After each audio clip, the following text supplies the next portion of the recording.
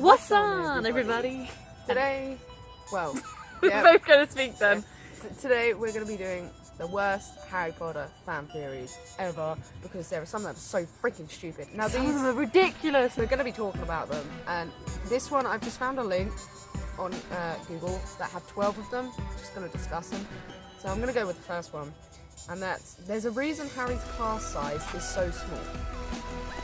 Okay? Yeah. So, in a chart with fans hosted by somewhere else over there, Rowling told an inquisitive reader that there are about 1,000 students at Hogwarts. Since then, fans have tried to puzzle out how that adds up. If there are 1,000 students at Hogwarts, there should be roughly 35 students in each house each year, and yet there only appear to be 10 Gryffindors in Harry's year. Is this just an oversight by Rowling, and there are other unnamed members of Harry's class going about their business? One imaginative fan thinks not. Now, obviously there is, you can see them in the background. The only thing that I would say about that is what I always found weird is that in the books, when she said, when they said, oh, this is the fifth year boys' room, there was obviously only, it was Neville, Seamus, Dean, Ron and Harry, and that was 5 people in that room. And the way it says it, I always thought there was only 5 boys in that year. That's why it was weird. And I was thinking, is there more people in the year? That's just the only thing that I would say on that comment. So the fan said, what if there were less students in the Hogwarts class of 1998, because the period when the other kid would have been conceived 1979 to 1981, when was Voldemort's region of power was at its peak. Between the dozens of adults who joined the Order, the dozens of civilians who were killed in the Death Eater raid, and the dozens of adults that didn't want to bring a child into the world, just then it's actually entirely possible that there was a baby drought or a new year's in the Wizarding world, leading to a smaller class size a decade later. Now, the thing is, that even when you look in a class, there's not 5 people. No, there's not. And it's obvious there are. Obviously, yeah. In the films, you see that it's like Ravenclaws, Hufflepuffs.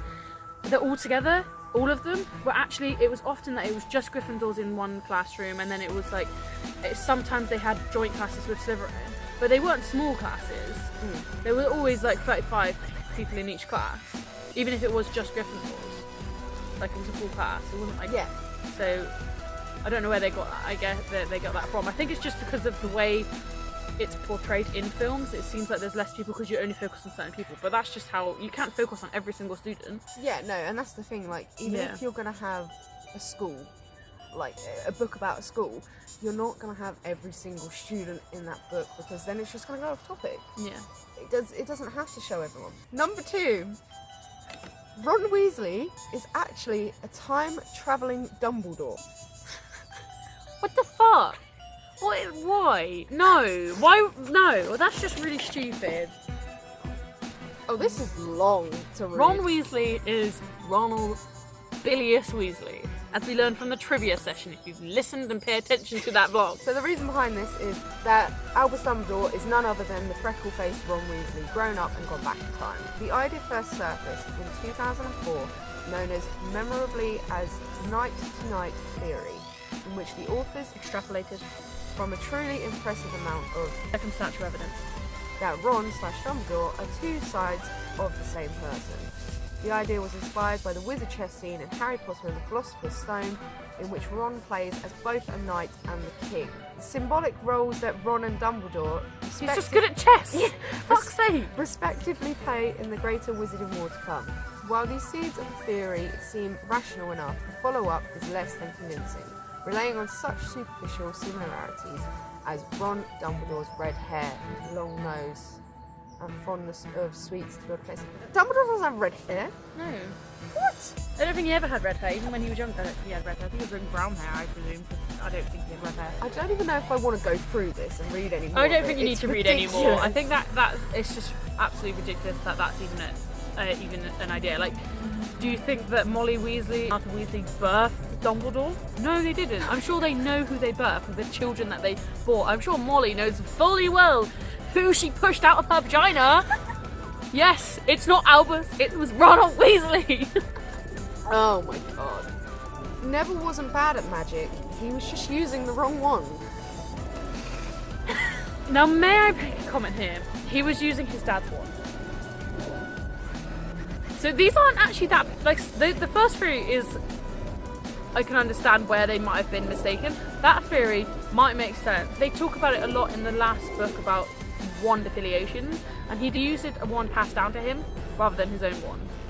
But I don't think he was bad at magic. He was just, I think it's just because he came across he was forgetful and clumsy. They never said he was bad at magic. But it states in here as well, Ron was given a hand-down wand as well. Oh yeah, okay. So and actually, he was good at, it was only fine. until he snapped his wand that he had to get a new one, and he was fine before that anyway.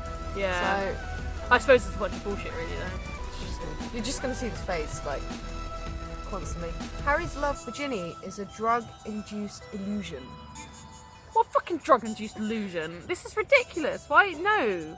Do you think that what? Do you really think Ginny would stoop low so low Apparently as so. to give him a love potion? I really doubt that. What Ginny first had for Harry was, oh, you know, it's infatuation, he's famous. That's what she first thought of him. What made her really love Harry was when he saved her in the Chamber of Secrets. That's when she realised, wow, he's actually like a, not just, you know, he's not just this fanatic thing in my head. He's also amazing. He's, you know, he saved me.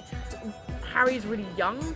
Like, I kind of imagine that as a boy he was a bit immature, and I think he needed the relationship with Cho to sort of like mature him up a bit, and I think that's what made him look at Ginny eventually and sort of realise, yeah, you know, actually she's always been a lass. So that's what they're saying, basically. Yeah, but that wouldn't even make sense because she'd have to would run out always, anyway. she'd have to always give it to him, because that's what happened to Voldemort's mother.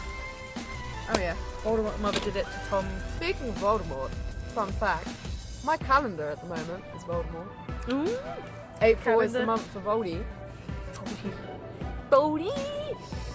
Next one is, Harry and Sirius are related by blood. That's just not true. Okay, so it's basically saying Harry enjoys a particular sort of social privilege. Not only is he the boy who lived, he is also the son of James Potter, the pure blood Potter family. Due to his Muggle upbringing, Harry pays little notice to his own blood status, let alone anyone else's. I did read on Pottermore that the Potters were often an oversight when it came to the pure 21, and there's like 21 last names that are pure blood wizards. But the reasons why the Potters were never in it was because they were quite open to dating Muggles and everything else. They never stuck to just pure bloods. Whether people like the Malfoys, they always were pure blood wizards and they stuck to the pure blood wizards. And that's the reason why they weren't included in it. And they do say that the pure bloods are related somehow, but I don't think they're actually related by blood. They not think the blacks. they're saying blacks because they were disowned if they married somebody else, like blood traitor, like Harry's great grandparents or grandparents, Doria Black. Is that true? Harry Potter himself, by way of Doria Black's marriage Doria to Charles Potter. These two fans, but oh wait, I don't know. It's weird. Anyway, like stop. They're related because he's his godfather. That's it. That's all you need to know. Why I hate this one. I What? absolutely hate this one, and I've seen this so many times. What is it? The Horcrux in Harry is the reason why the Dursleys hate him. No, it is not. No, Because it's not. if it was, he wouldn't have any friends at Hogwarts. Nobody would like him because he's always with Ron and Hermione. I really hate. Oh, it really annoys me. People overestimate, I guess, the Horcrux inside Harry. What the Horcrux inside Harry does is it gives him a connection to Voldemort. It doesn't make him toxic like the locket does, because Harry's soul is also inside there. It's Harry's soul that's almost got control. It's Harry's soul that has control of the body.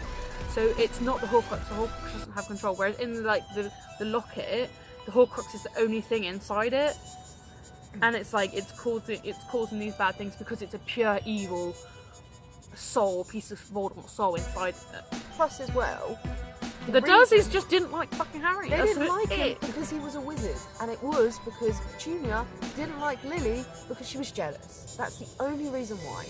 And she saw her sister and obviously James, and she didn't like James either because he was a wizard. Well, this one I've skipped one because I just can't even get into it.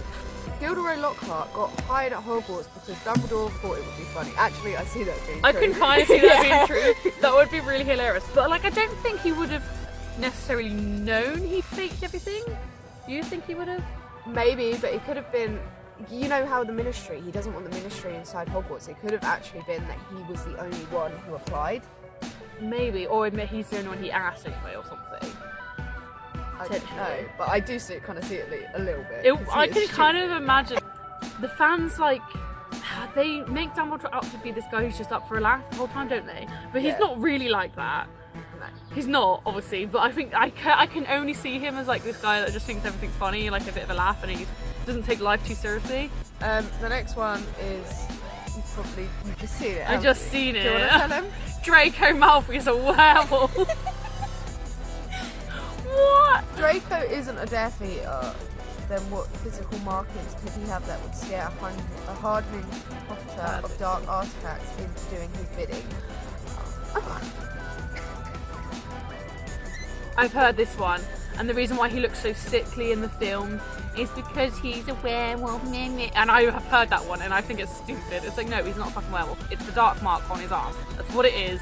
Nothing else. It's not a fucking werewolf scratch. And they think it was Vinia Greyback that scratched him, and they did it on purpose, and that was his punishment. And I'm like, no, his punishment was to kill Dumbledore because Voldemort didn't think he'd actually be able to ever do it.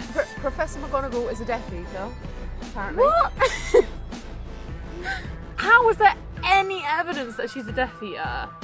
Yeah, apparently she's a traitor. In the very first chapter, Lanterns pure blood illicit ideals are allegedly evident in her dismissal of Muggles as not completely stupid. Like, that's just so dumb. It's literally ridiculous. I think that's the stupidest one. McGonagall was a fucking Death Eater. The other two fan theories that we wanted to talk about was Drapple. Drapple. Basically, Astoria, whom Draco marries and has fathers a child with, is in fact an apple that he transfigured into a human, and she's called Astoria Greencast because Astoria begins with an A for apple, and Greencast is because she was a green apple. And this is the most... I saw this the other day and I could not even believe that this was even a thing. But apparently Drapple is very common, and it's people have fan fictions about it. Coffee sent it to me before we went to the studio tours, and I literally the next day I said to her, I was like, did you not know there's Drapple fan fictions? And there's even like Snapple, which is Snape and the apple, and it's just so stupid.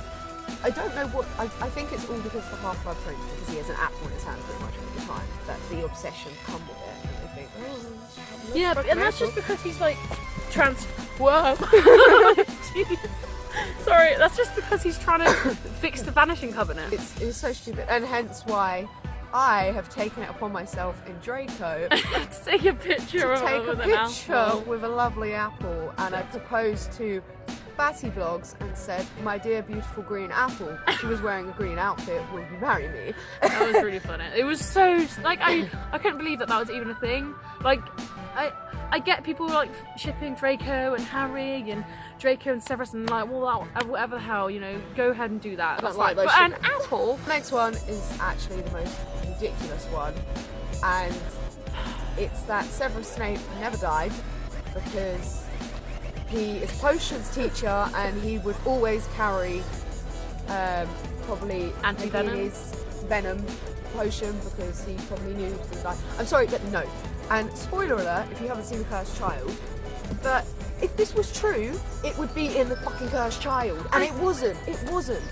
I think if they brought him back, it would take away his sacrifice anyway. Yeah, he did make a sacrifice. He sacrificed his life for the Wizarding World, and I'm not going to deny that. So taking away that from his, I think it would just make it like meaningless. Like it would make his like attacking him meaningless. And why wouldn't he come back? Why would he go and help fight, or you know, something? He would have been back at the point. And the other point was that his body wasn't in the Great Hall. Well, actually, considering all of these wizards fought and nobody knew he was a spy apart from Harry, do you really think Harry's going to go out of his way when his friends and family have like died? Still mourning, and especially like with like none of them would want to have Snape's body among like Fred Weasley and like Colin Creevy because they all believe he was bad and he killed. Yeah, exactly, and he killed Dumbledore and like he was like the instigator of a lot of this stuff. So I don't think any of them would want him in the hall with them. And let's be honest as well, He's in the middle of the war. He's gone down there. He's seen him die. Snape's told him to go watch the memories, and then straight away he's gone back into battle. I think the last thing that's going to be on his mind is, I'm going to get Snape in there, because actually, do you know what? He's probably more fucking concerned about everyone else. Although that was the last point as well. It's like the reason they said another reason why they don't think he's dead is because Harry didn't bring him back the Resurrection Stone. Didn't see him. Yeah, and I think that's completely fine. He didn't bring Tonks back either, but she's dead. And the reason why he only brought back Remus, Sirius, his parents was because they were his family. They were the people who were close to him. He wasn't massively close to Tonks. And he didn't bring Colin Creevey back, did he? No. And as well, like Remus was kind of, I suppose you could argue against it, but he kind of was a father figure to him. Like you see him in The Prisoner of Azkaban, and Remus is there for him, and he's telling him all about his parents, and he's so close to what he's got to family before Sirius. Remus and Sirius were the last links to his family, his parents. The fact of the matter is, Severus Snape was a fucking asshole to him. He was horrible to him. Like, he bullied him, and he bullied all of them. He bullied Neville so much that he was so scared of him, you know. And I just don't see how you think that he would bring him back to the Resurrection Stone, whether or not he'd just seen, even if he had just seen that he was innocent and he hadn't murdered Dumbledore and it was all part of the plan. It doesn't matter whether he knew that Severus was part of the plan, because it doesn't change. I don't think it's not that easy to just heal. Yeah, he probably thought, okay, he's pretty much like, he was doing all this undercover work and nobody knew, and we all hated him, when actually, okay, yeah, he has done this for the Wizarding World. He still probably doesn't like him though. Actually. Yeah, do you know what I mean? Like if somebody was there for me and I didn't realise and they were doing shit to help me in the background, but they were a cunt to me, I'm gonna be like, oh okay, I'm a little bit upset, but I'm not gonna be like, because at the end of the day they were a cunt to me. Exactly. So those are our ridiculous fan theories. They were just terrible. I know some people really want him to be alive, but he's just not. He's dead. Snape is dead. McGonagall's not a Death Eater. Yeah, and Ginny didn't poison Harry into loving her. And Draco is not a werewolf, like. And he doesn't love an apple, for fuck's sake. I was reading them and I was like, oh my god, and I could already tell your reaction was like, why? And it's like, some of them are just like, what the fuck? Or who comes up with some of these things? And I'm like, why did you come up with this? No. That's enough. We might do another one of these later. If you guys send us some other ridiculous fan theories, we might just talk about them and say how they're ridiculous they are. Tell us your fan theories. If you've heard any really weird ones or any good ones that might be interesting, put them down in the comments below. Because I love fan theories when it comes to different things, when they're good. When they're good, okay? If they're terrible, because maybe we'll do another video of good fan theories or something, or interesting ones. Yeah, no, I'm down. We'll see you next time. See you guys. In whatever we make. Bye!